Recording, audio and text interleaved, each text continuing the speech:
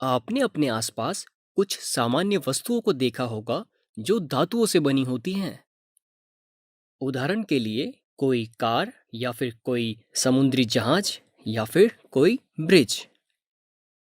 लेकिन जब इन वस्तुओं को काफी समय तक नम हवा में खुला रखा जाता है तो उनकी सतह पर एक लाल भूरे रंग का पदार्थ बन जाता है। यह पदार्थ क्या है? यदि कोई धातु अभिक्रियाशील है तो उसकी सतह पर वायु और जल द्वारा धीरे धीरे हमला किया जाता है और अभिक्रिया करने पर वे सतह पर यौगिक बनाते हैं, जिससे धातु की सतह का रंग फीका हो जाता है। इस प्रकार बनने वाले यौगिक धीरे धीरे धातु की सतह से जड़ने लगते हैं और फिर से धातु पर वायु और नमी द्वारा हमला किया जाता है। यह प्रक्रिया निरंतर चलती रहती है और इस प्रक्रिया को संचारण कहते हैं, यानी कोरोजन।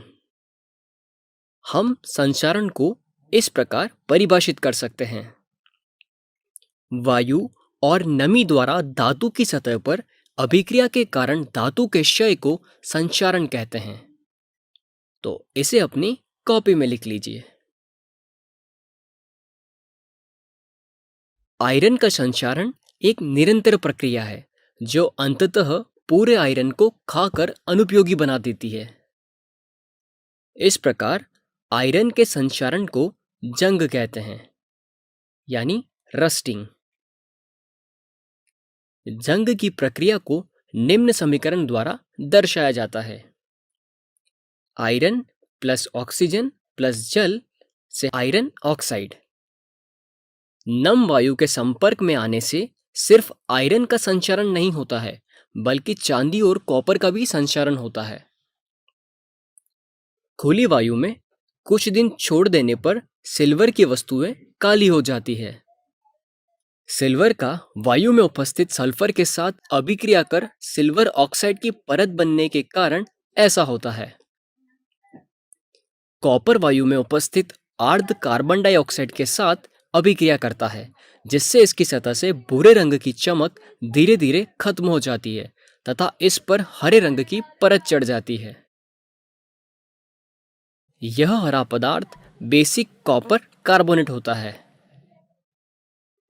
आइए उन परिस्थितियों का पता लगाते हैं जिनमें लोहे पर जंग लग जाती है। आइए संचारण को एक क्रियाकलाप से समझें। पहले टेस्ट ट्यूब में पानी डाल के कील रख दीजिए। दूसरे टेस्ट ट्यूब में पानी में थोड़ा नमक मिलाएं और कील को रखें और कॉर्क से बंद कर दें। और तीसरे टेस्ट ट्यूब में उबलता हुआ पानी और तेल डालकर कील को रखें।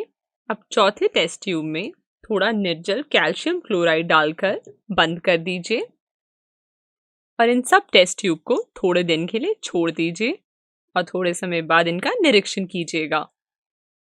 आप देखेंगे कि परख नली ए और बी में रखी लोहे की कीलों पर जंग लग गया है, लेकिन परख नली सी और डी में रखी कीलों में जंग नहीं लगा है। यहां पर ऐसा क्यों हुआ है?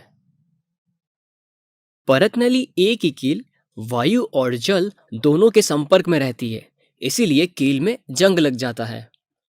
परख नली बी की कील वायु, जल और लवण के संपर्क में रहती है, इसीलिए इस कील में भी जंग लग जाता है। परख नली सी की कील केवल जल के संपर्क में रहती है। हालांकि जब हम जल को गर्म करते हैं तो गुलित वायु जल से निकल जाती है और तेल की परत फिर से किसी वायु को जल में घुलने से रोकती है। परख नली डी की कील केवल वायु के संपर्क में रहती है। निर्जल कैल्शियम क्लोराइड एक निर्जलीकरण कारक है, अतः वायु शुष्क है। यह हमें लोहे की वस्तुओं में जंग लगने की परिस्थितियों के बारे में क्या बताता है? यह दर्शाता है कि लोहे में जंग लगने के लिए वायु और जल दोनों जरूरी है।